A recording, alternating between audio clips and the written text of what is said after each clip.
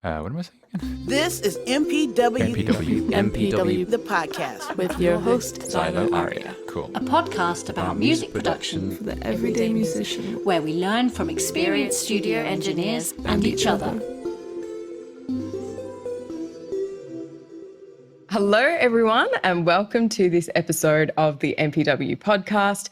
I'm your host, Xylo Aria, and today we are super lucky to be joined by the lovely Stuart Dredge. So Stuart is a journalist based in the UK, currently the head of Insight at Music Ally, and also has worked for newspapers such as The Guardian, been a games journalist, and a few other bits as well. So great to have you thus, Stuart. How's your evening going? Yeah, very good. It's nice to be talking in the evening, actually. We're arranging this. We could have done early morning my time, and I thought you'd probably get me slightly less fuzzy at this time of night. Okay. Yeah, I was surprised actually because this slot isn't often chosen by people in the UK, but that's fine. I'm more of a night person as well, which is why you might be getting a little bit of slow me today. So head of Insight, that's quite a title. Tell me, what does that entail exactly? Yeah, so it's I worry about it because it's the kind of title that if I saw it on someone else, I might think, oh God, what are they like? One of those kind of slightly round. But yeah, so I've been working for Music Ally for about 12 or 13 years, and I've always been kind of the journalist. So I write our daily bulletin, I write all news stories and some of our reports. And this is kind of shifting across. We've got someone in now as an editor who's brilliant because he's much more organised than me, can run things and get things happening, whereas I'm better at ideas and not always so good at the following through and organising. So now I'm spending more time still doing a lot of writing. I still write a lot of news stories, but it's about stepping back and sort of thinking about stuff, about thinking about trends and trying to think, right, where's this going? What does this mean? I'm doing more presenting to people about trends and sort of saying this is what's we think is happening. Not in like I sort of see analysts present and they go, this is the future, you need to do this. They normally have acronyms and it's very sort of, whereas it's more for us, it's like, this seems interesting and maybe you should look at this and this could be cool. And so it's kind of my ideal job really. It's following this fast moving world of music and tech and the intersection, and just trying to figure out the patterns, I suppose, and taking a step back, I think, from just writing every day and trying to think and make connections. So yeah, that's how I interpret the role. But it also sounds slightly more impressive to have a head of Insight, I think. So that's part of it. Like, we sound more insightful by having one, and then they meet me, and hopefully I live up to it. I'm sure you do. And I feel like that's a very important thing that you're adding to the news, which is the context around it, because I think in the age of today where it's just kind of information overload, sometimes we don't get the time to stop and think, what does that actually mean? So you're doing that for us, which is excellent. I hope so. Sometimes I feel like, we can talk about being overwhelmed. Sometimes I feel like everything is whizzing past my nose. There's so many things happening. And it's kind of plucking the things you can spot. And if you pluck the right ones, you seem insightful. But I think there's so much going on, which is why it's exciting. But it's also I think for anyone involved in music at the moment, it's the big thing is there is so many things that it's impossible to keep track of everything or be an expert in everything, no matter how much you try. But it's fun. It's fun trying. Yeah. No, it's good that you mention that, and it's good that you mention the issues around that, and that, normalizing the feeling of overwhelm, because, I think it's okay and for us to acknowledge that we're not the only ones feeling a bit overwhelmed by the technology. So of course, today we are talking to you about the latest trends, specifically sort of technological ones for the music industry and what that means for musicians. So can you just start off by talking through what do you feel are some of the new technologies that have emerged in the last few years and that you think will really impact the next few years for the music industry? Okay, yeah. I mean, this is about an hour in itself, okay? Is that right? The longest episode ever. No, so one of the things I've been thinking about a lot is the consequences of some of the technologies that are slightly older now. So music streaming and social media, the two. I think what are we now? 13 years into music streaming as an era, if you sort of talk about Spotify launching in 2008. So we've had 13 years of streaming So it's kind of an established technology now. And I hear people talk about traditional streaming now, as if because there's new things they're excited Wow. about. And social media as well. And I think we're starting to say, okay, well, this has been around for a while. What does it mean? What's happening? And in the same way, I suppose that in the early days of Facebook, it was all about, wow, we can connect the world. The world can be connected. This is brilliant. And then a few years later, we were like, oh, hang on, we connected misinformation to the world too. And we didn't realize that. So kind of those unintended consequences of what the technologies that came around a decade ago is one thing. And we're going to talk a bit about the effects on artists. I think the effect on artists is the consequence that I think everyone's thinking a lot about and talking about. I think video is really high in my mind. So we've kind of gone from that era of like the 4-minute MTV pop video to this time where it's like you can go from 15-second clips on TikTok, or even lower than that, you get animated GIFs or GIFs. I don't want to offend the audience, whichever they prefer pronunciation of GIF.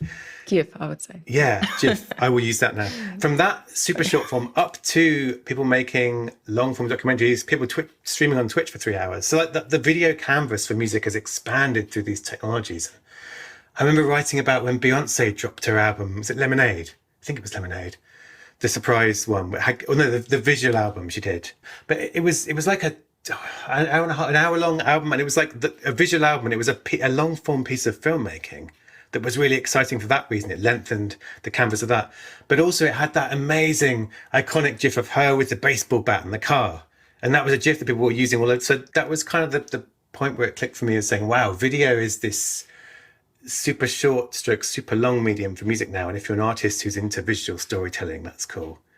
And I'm interested in, the other two things I thought to talk about was AI and creativity. And I listened to your recent show on AI and mastering, and I'm just fascinated by that. I'm fascinated by creative AIs making music, mixing music, remixing music, and just the kind of the discussion around that and the way it's moving, I think, a bit from this is a worrying thing for human musicians to this could be an assistive tool for them, or it could be a tool for people who aren't musicians to make music and enjoy the process of music making for their own good, not trying to release it. So that's exciting. And then there's all the Web3 stuff. So NFTs and blockchain and metaverse and all this stuff that I think the music industry loves to have at least two things at any time it's really hyped about. And I think this year it's NFTs and metaverse, and every single label exec talks about them, and there's so many startups coming through. And what excites me there is just trying to kind of sift through and figure out what's meaningful and what's hype and what's here to stay and what's not. And that's a really... So I always wary of saying they're the future, this is the future, but I'm always really fascinated in asking those questions and sort of digging around and prodding things and trying to get below the hype. So yeah, that's like a brief, that's a few of the things that are kind of whizzing through my head on a daily basis at the moment. Yeah. Oh, that was an excellent summary, I would say, without kind of jumping into a lot of the detail, which I'm sure you could have for us as well. So a few of the terms that a lot of us probably hear flying around at the moment. So one thing that you mentioned, which was the metaverse. Can you explain, firstly, what is that and what is the impact that it has on artists at the moment? Yeah, I mean, it's so I'm a sci-fi geek. I read a lot of sci-fi. I've read all these books like Snow Crash and Ready Player One, the ones that are about that kind of coined the term and developed the idea of metaverse. So I guess if you're the whole purist thing of those books is like the metaverse is this big virtual world that everyone patches themselves into and has a sort of alternative life as an avatar doing stuff. And it's like and it's one virtual world, like the one that everyone uses. They're kind of a monopoly in those books. And then, I mean, it's weird. I'm like, I can't remember how long ago was it? 15 years, 10 years ago? I was writing about Second Life, the virtual world, which was the first real big attempt to put some of those things into practice and have this world. And there was music happening within that. And there was a point when labels were saying, we should have an island in Second Life and put artists in it. But sorry, to not ramble about that. So yeah, I mean, I think at the moment in the music industry, when we talk about the metaverse, I think we're talking about games and online virtual worlds. So on the gaming side, it's things like Fortnite, it's things like Roblox. So virtual gaming worlds, people are spending their time. On the virtual world side, it's Second Life, which is, again, been around for years and years and years. Facebook, or Meta, has got its Horizon worlds, and it's trying to make that its big metaverse. But it's also digital stuff around us in our real world. So Pokemon Go, the mobile game, is a good example. Like, it sounds silly, but kind of cartoon Pokemon popping up when you're walking around. that's part of this definition of the metaverse, is this kind of virtual environment, I suppose. And we can visit, we can spend time in it, we can come out, or it can reach out and be around us. And I guess for music, for now, it's been mainly about artists performing in these virtual worlds. So it's about artists putting a gig on in Fortnite or Roblox, or it's about them creating a space. And we're starting to talk about artists building their own experiences and building their own worlds. So not just performing in someone else's, but building their own thing. And I think we're going to start talking soon about artists putting their music and their assets into the hands of fans who will be building stuff in the metaverses. So it's kind of like virtual places we spend time, I suppose, is the short answer. Okay. Gosh, I'm overwhelmed already. I'm so sorry. Multiple worlds with multiple things going on in them. Wow. It's a weird thing because I'm 44, so I've grown up on sci-fi, I've grown up playing computer games. So to me, it doesn't seem weird, but I'm still a real world person. I got physical gigs are my thing, and I'm not a native of the metaverse. But my kids, who are sort of 14 and 12, they spend a lot of time with their friends within Fortnite, within Roblox. And to them, it's the place they hang out with friends, especially at the moment during a pandemic where they're hanging out in real life is still a bit hard. There's still some restrictions on. And so again, I sort of think I find some of it still a bit weird.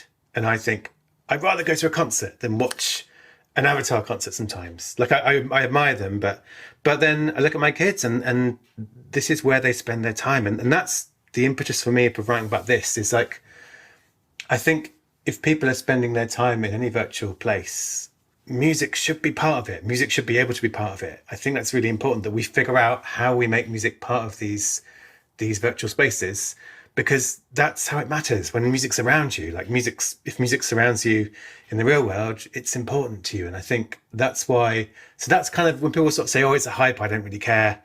I think it's actually an important thing to figure out how these new online environments people are spending time in to make sure music is there, I suppose. Yeah, for sure. So I guess for the moment, like you said, the metaverse, we see it mostly in gaming worlds, which explains why I had no idea what it was. I'm not a gamer at all myself. But then if we are looking at it in that context, so people are putting on virtual concerts and putting out virtual content potentially in there. So how does that work for musicians? Yeah, so far it's been mostly very big production affairs. It's been something that big artists have done because it's been quite complicated. You have to basically go into a studio, be motion captured, which I am the least technical person to explain motion capture to anyone. In my head, you put on a suit with ping pong balls all over it and then someone films you, which is, if anyone is listening who knows about motion capture, they'll be just saying, this guy's an idiot. But it's so you have to go in and you have to go in and be filmed during the performance. And then that is turned into an avatar, usually. So you've turned into a character. And the exciting thing there is it doesn't have to be like a real concert. So for example, and it's a slightly weird example to use now because obviously Travis Scott, there was a terrible tragedy at his Real World Festival. And he's still the big case study for virtual concerts, but it feels slightly awkward talking about it because of what happened in the real. But when he did a concert in Fortnite. And instead, it wasn't like they built a virtual stage the same size as the real stage and had him perform on it and you stood there and watched. They kind of made him this 40-foot character within the game world, and he was stomping around performing his songs, jumping on buildings.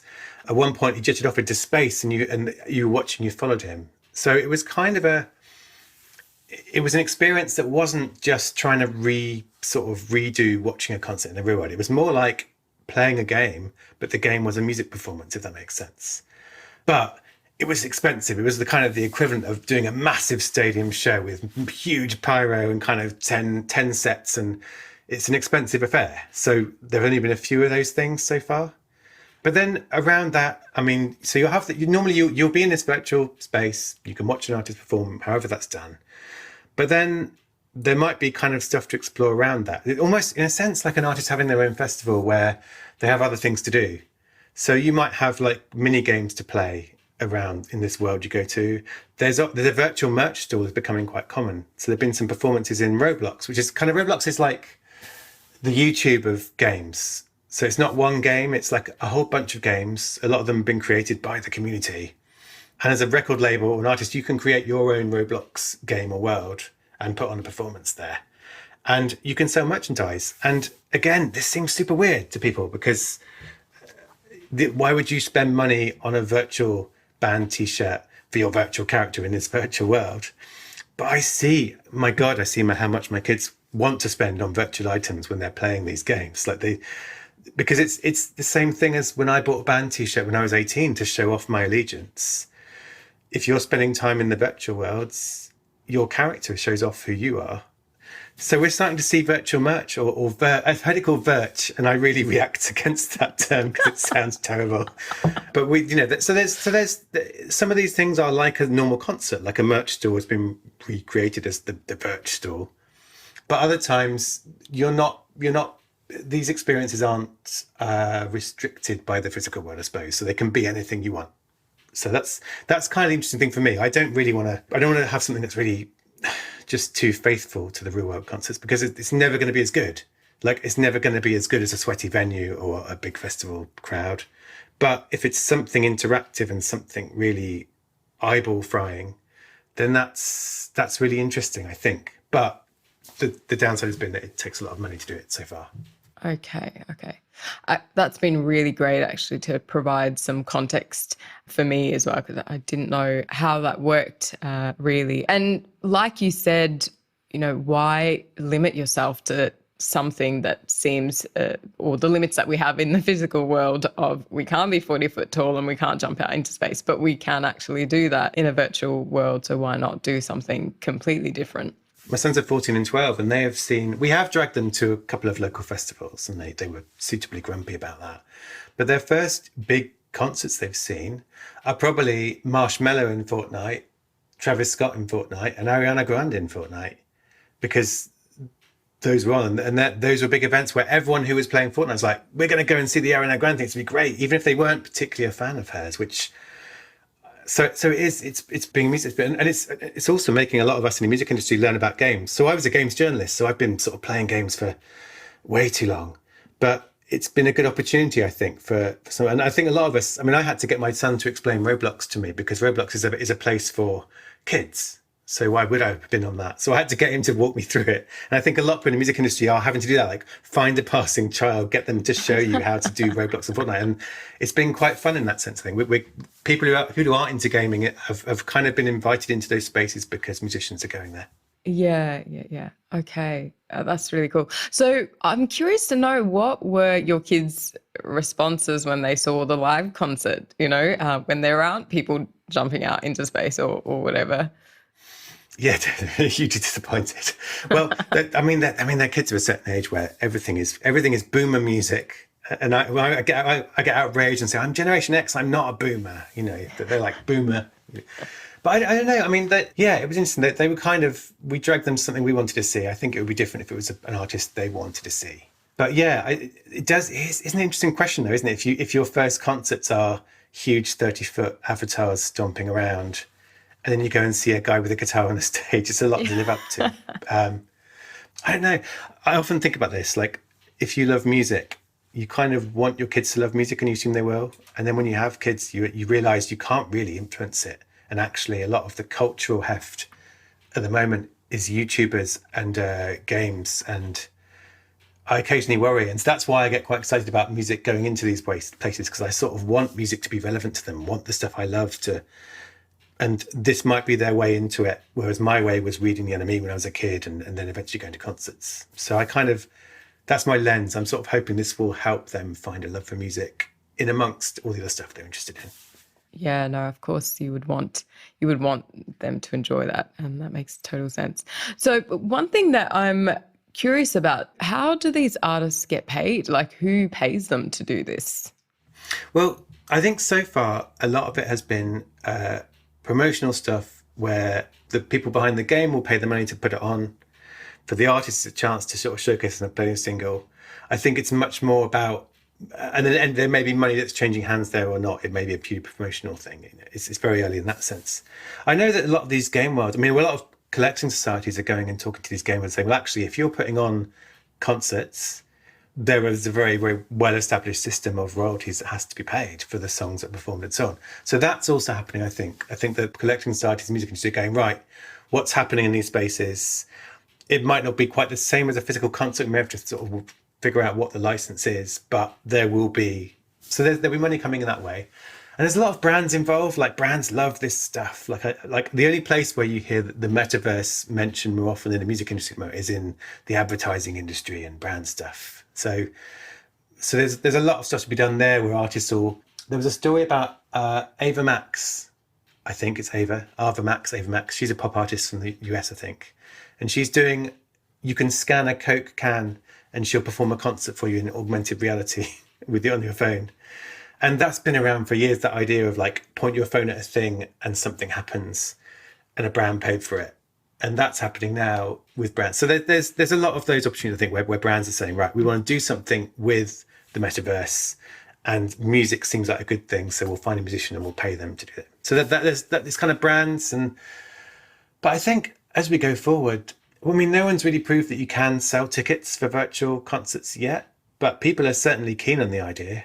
Or would you pay, I don't know, $10, £10 to watch a concert in virtual reality where you're kind of in the front seat or even on the stage? Like, people are starting to think about that sort of thing. Like, is this experience good enough that you'd pay for it like you would pay for a concert?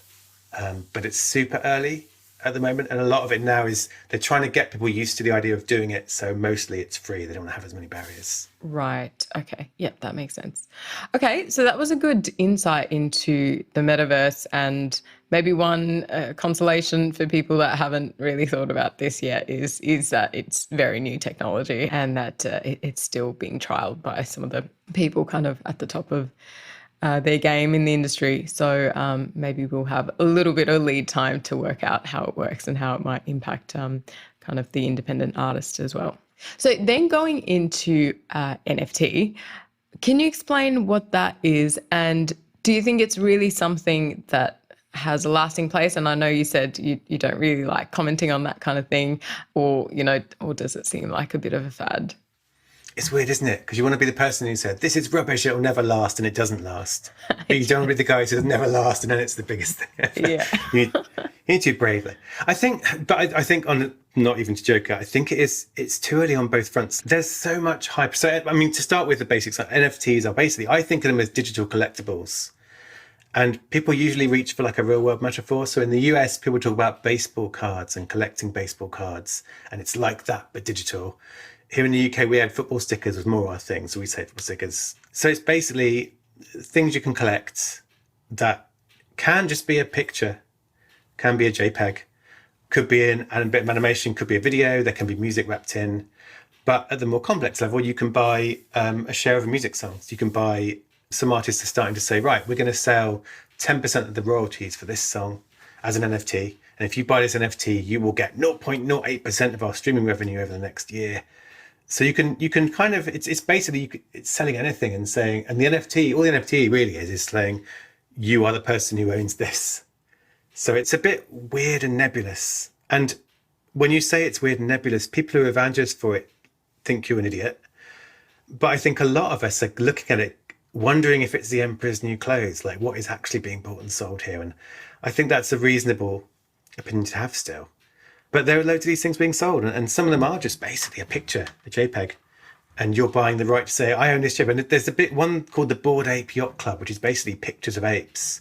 And you buy one and have your very own unique cartoon ape that you can use as your social media profile avatar. And they sell for like tens of thousands of dollars. And anyone can click on that picture and save it and use it as their own avatar. So there's kind of a fun dynamic there of there's copyright issues being talked about and what's happening with it. So it's a weird, and the other weird thing about it is there's a lot of hype, and there's a lot of people who are very excited about NFTs they got into cryptocurrencies early and they're evangelists about that, and NFTs are part of that. And sometimes the evangelists can put you off because they're a bit too kind of, this is the future. If you don't understand it, you're a fool. But within that, there are also some really thoughtful people going, well, what can these things be?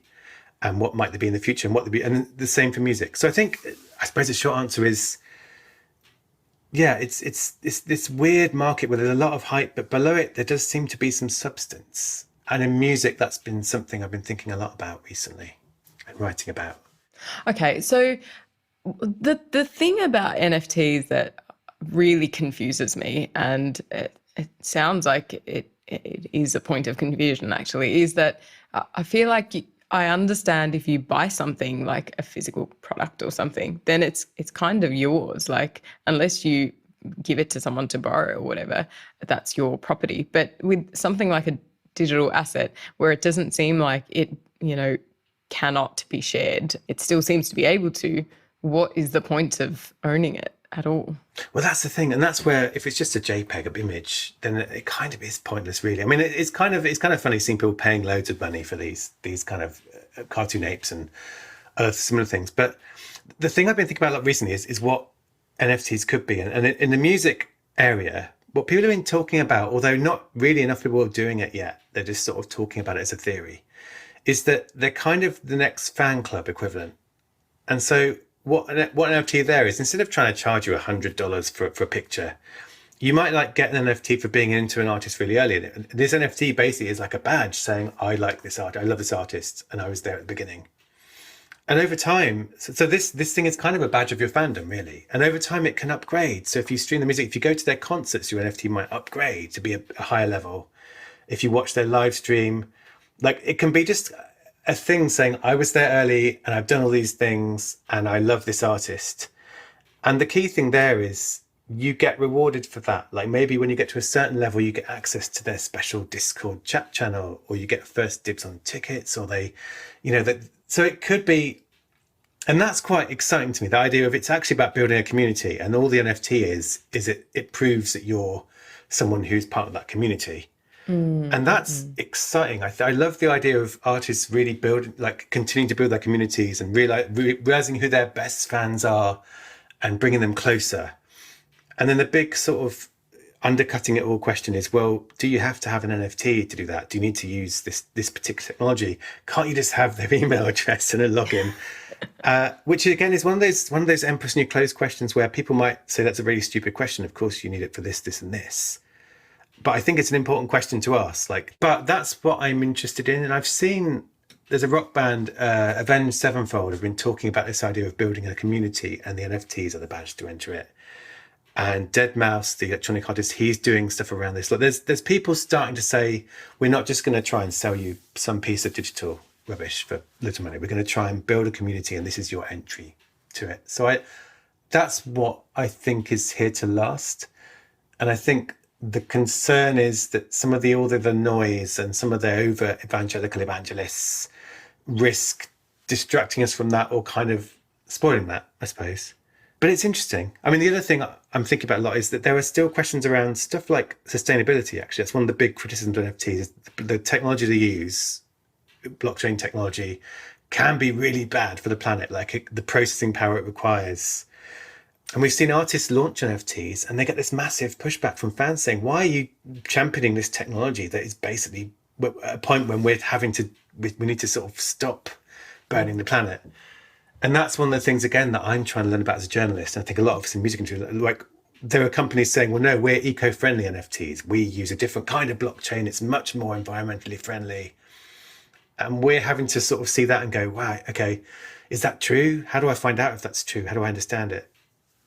So I think there's a lot of questions, but that's why it's interesting. And I think there's something to it. And I think there's people within the NFT world who are thoughtful and trying to figure out what it can do, I guess.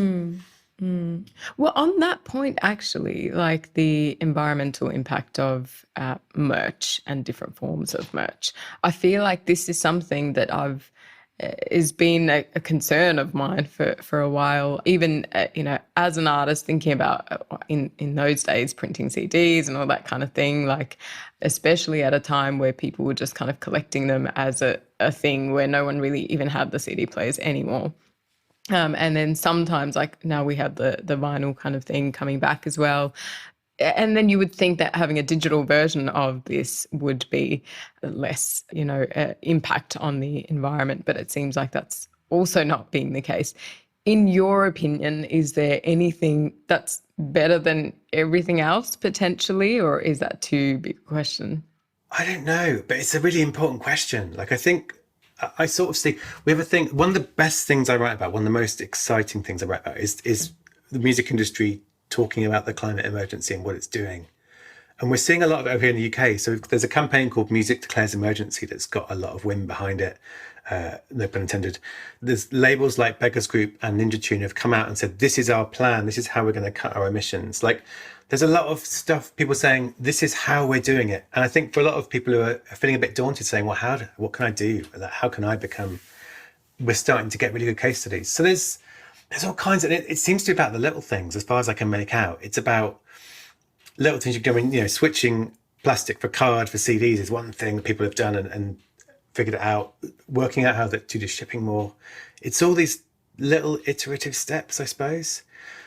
But I think you're right with technology. I mean, it's something, I think we all tend to think of streaming as like very environmentally sustainable, but this all runs on big servers that need to be kept cool. And there's an environmental cost for streaming. And I saw a startup recently who was saying it's crazy that there's all these different streaming services and they all have their big hot servers in a big server farm and they're all kind of creating an impact. Why isn't it all in a few and they all draw from it? Like what? And someone's trying to work on that as a problem. Like, I think it's exciting me that people are asking those questions now. Like people are starting to say, right, well, how could this be more sustainable? And people are starting to put pressure on the partners they work with and even things like NFTs. And I think now the conversation is becoming not just, I want to make loads of money from an NFT, but is this really sustainable? Like explain to me the science behind that. And that's when arguments can start, but it's important, I think.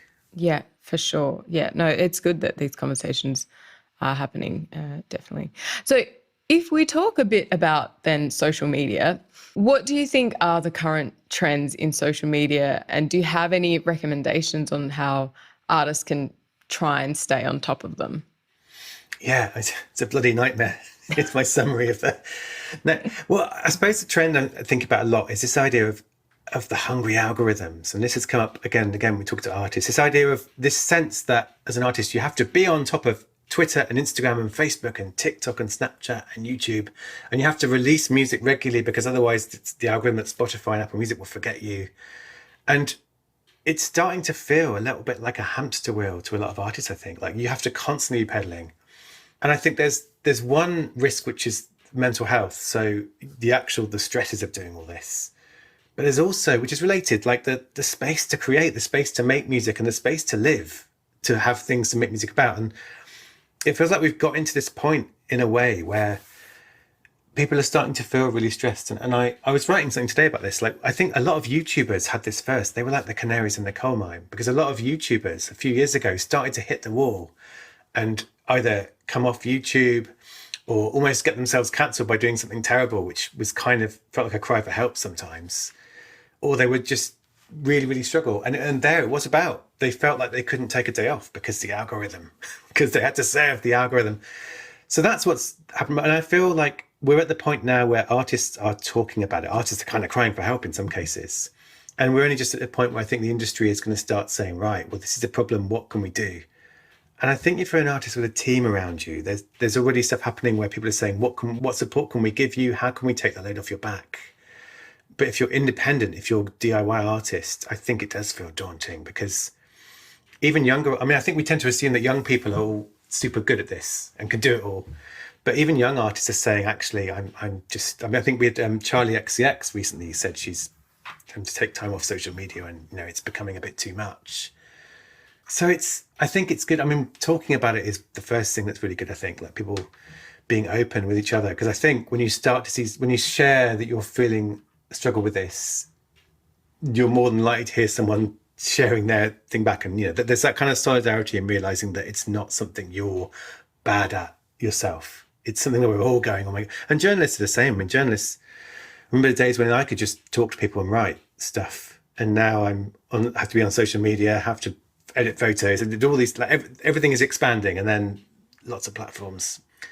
But thinking about advice, I suppose one thing I've been saying to people is this idea of, and actually I think this was on the show I listened to before about AI mastering, when he was saying, pick your things, pick two things and like, you don't have to do everything. This idea that you have to be on across everything, I think is wrong. And it takes a bit of bravery to sort of push back against it. But for musicians, like, where is your audience growing? That's one signal of like, focus on those. what chimes with you creatively? Like, what do you enjoy doing? If you think, oh God, making TikToks is just terrible and I'm stressed by it and daunted by it, but I love Instagram and I love the community I have there and I love the thing, that's again a good signal that, you know, put your time in Instagram and you'll be more fulfilled. So I think focusing on one or two or three and doing them really well, and then figuring out how to maintain those if you need to or want to. That's kind of one. And it's so weird. I mean, you could probably see this. Like, everyone's different. Like, there are some artists I know who've gone and taken some courses in like social media management, like, you know, and you can learn a lot about like social media calendar planning and really planning out your future content, blah blah. And that's brilliant for some artists. And other artists, it's just the worst thing imaginable, having an Excel spreadsheet saying, I will post this on Instagram that day. So I think there's that thing of, you can take lessons on how to do this more efficiently, but only if that suits your mindset, I think. So there's no real right way. But yeah, I think definitely picking your platforms and don't feel you have to do everything. And then if and when you start building a following, and if you start building a team around you, I think we're going to get to the point now where that team around you, one of the core jobs of it is making sure you're not overloaded with this. So you can just be, I feel it feels weird, I think, talking about you need your space as an artist. It can sound a bit kind of, people might look at you and roll their eyes. You know, I need my space as an artist, as a creator. But you do, to make good stuff, you need your headspace. And so it's a really important challenge, I think, for the industry to crack and help artists crack. Yeah. Oh, for sure. I think it's important, especially, you know, you can't, with all of the other platforms that artists might need to be, you can't then cram all your creativity into the 2 hours of the week that you know, are not doing all those other things, for sure. So you were talking about, you know, potentially if people are not feeling comfortable with TikTok, to maybe talk about Instagram. If we talk about those two platforms specifically, because I guess those are maybe the biggest two used at the moment, do you feel like there is a shift from Instagram to TikTok, or do you feel like Instagram will be around for a little while? I don't think it's going to die. I mean, I have two kids. They are very much on TikTok. They are not particularly on Instagram. I haven't really seen people older than them ditching Instagram for TikTok. So I feel like there's kind of a generational aspect, really, and even like I'm not even sure it's I mean, I think a generation is my parents, me, my children. But I think even within like kids who are 5 years younger than this kids, there's something else comes along and you feel it's your own. So I feel like maybe that's more what's happening. Like Instagram came along and it was really cool and people were on it instead of Facebook. And now maybe younger people are on TikTok because it's different to Instagram. But then there's still a load of young people who've got both and somehow managed to kind of post constantly on both. But yeah, and I think the other thing you see is they all copy each other. I mean, as soon as something catches on with TikTok, Instagram has it, and there's kind of a bit of a race of like the older platforms trying to keep up with the new ones. And I'm sure something will do this to TikTok in the next kind of 3-4 years as well. Like it'll come along and be different, and TikTok go, right, well now we're also, I don't know, what if it is games or something, or dating, you know? So there's kind of a catch up. But yeah, I think Instagram is huge and it's going to be around for a while. It's not going to sort of die suddenly. There's always something that seems cooler. And I guess TikTok is it at the moment, but it can't really rest on its laurels. Yeah. Okay. And if we look at revenue streams for musicians, I mean, some of the traditional ones we think about are, you know, royalties and publishing and sync and touring and merch sales and all that kind of thing. Do you feel like those potential streams that are available, especially for independent artists, do you think they are increasing? And I know we talked about like NFT and metaverse probably not really being available to independent artists, but are there any other streams that you think can be added to that recently? Yeah, I mean, I'm really fascinated by, and I haven't really got a better term for this than fans paying artists money. But it takes in like Bandcamp and selling music and merchandise to fans. It takes in like Patreon, which is kind of taken over from Kickstarter, is the kind of crowdfunding thing of choice for musicians. I'm really interested in what's happening with tips economies on places like Twitch and YouTube, which that idea of you watch for free, but you spend money either because you like the person and want to give them money, or you spend money to be visible in the chat and to have status.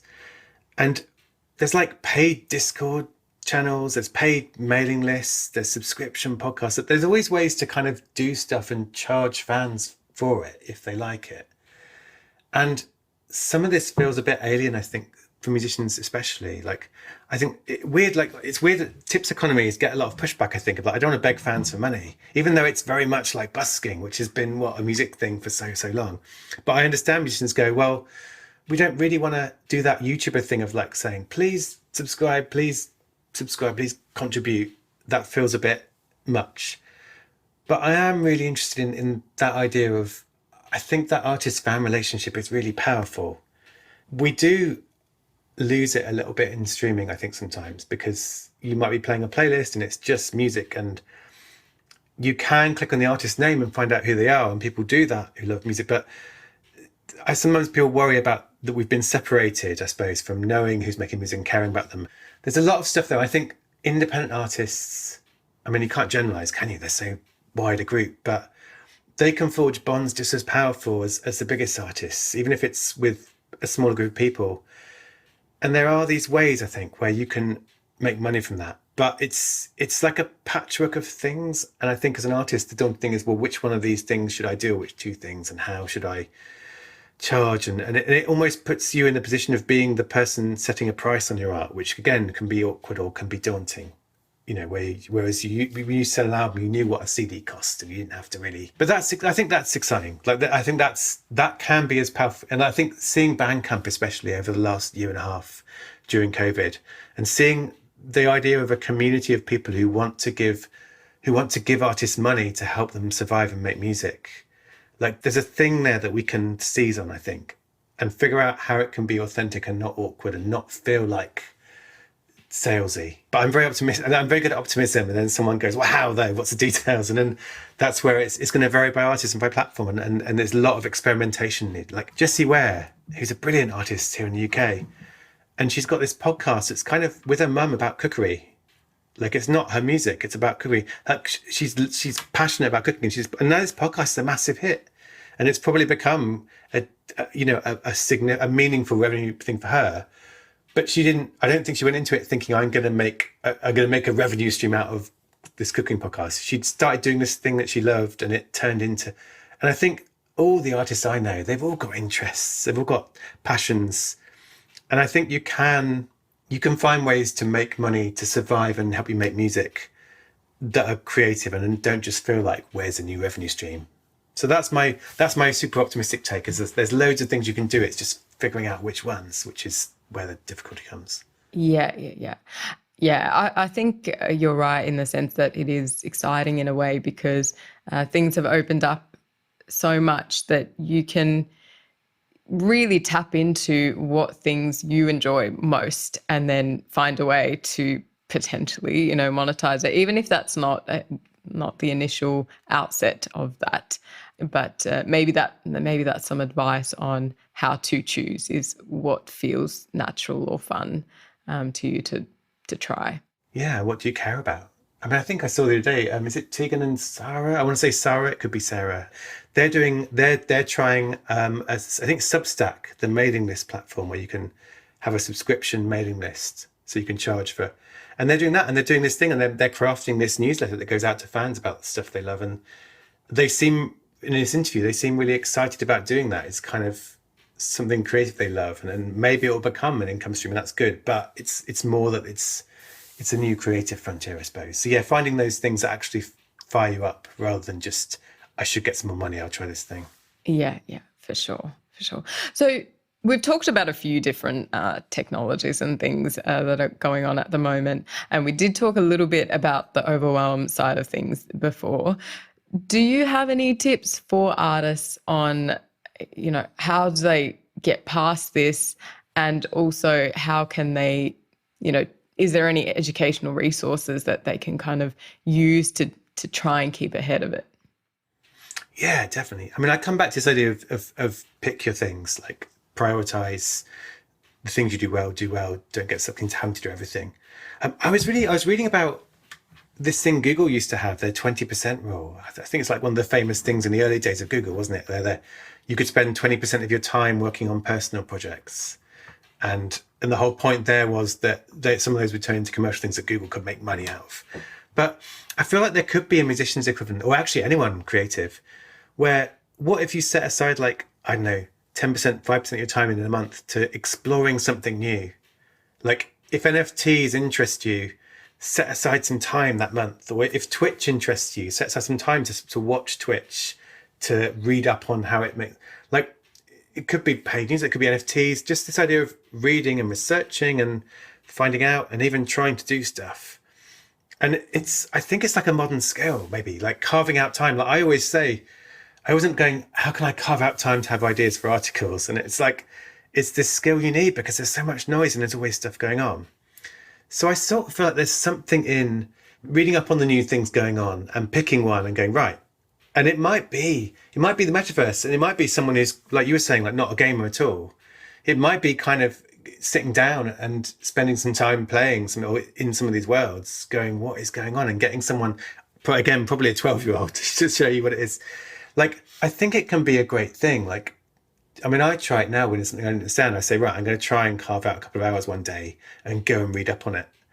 There's something in that idea of just picking one thing and just experimenting and researching and trying it. And if at the end of that you go, yeah, actually NFTs are terrible and they're not for me, you've learned something and that's really valuable. But you can now say that from a position of knowing it. So I think that idea of, yeah. But in terms of education resources, I was thinking about this. I mean, there are people out there. So one person that I thought is very interesting is a journalist in the US called Sherry Hugh, who you may have come across or may have heard of. She runs this thing called Water and Music. And she's one of the journalists I admire because she's never really written clickbait stories or just chased an audience. She's written about stuff she's curious about and tried to figure out what it means for musicians. There's a thing called Music Tectonics in the US, who are, I think it came out of a PR agency who do music tech startups. But they do conferences and a podcast. And again, they're kind of people who are curious about this, going like, what's this mean? Where's this going? There's a bunch of startup accelerators and things. So there's one called Techstars Music. There's Abbey Road Red here in the UK, which is based in Abbey Road Studios, which I think for music production people, the startups they work with are all got a kind of a relevance to production. Sort of finding these people who are picking music tech companies out as interesting, that's really educational. And yeah, I think just reading around, I mean, I'm not going to plug Music Ally, but we're one of the sources where we're trying to find this stuff and write about it and say this is what it does and what it can mean. Like there's and I think pretty much every music industry publication now is trying to write about this stuff interestingly, whereas maybe even 10 years ago, the reason Music Ally started was because no one was doing it. They were kind of very much traditional industry. But yeah, I think, I mean, actually listening to the other recent podcast I did with them on journalism and pitching to journalists, and that idea of knowing the journalists, that can apply to kind of research, actually, learn who writes about this stuff, learn who's curious about tech and music and startups, and just follow them on Twitter. And that, I mean, I've got a Twitter list of people who just recommend cool stuff. And that's great. I just sometimes go into that and spend half an hour going, oh, wow, I never heard of this. So it's kind of curating your sources in that way and trying to find out who's like-minded. Okay. All right. Well, maybe we will look out for some of your articles to give us some insight as well, Stuart. And I love that kind of 5% or 10% rule or whatever to try and research something new without any pressure on yourself to actually do it, but just to learn about it.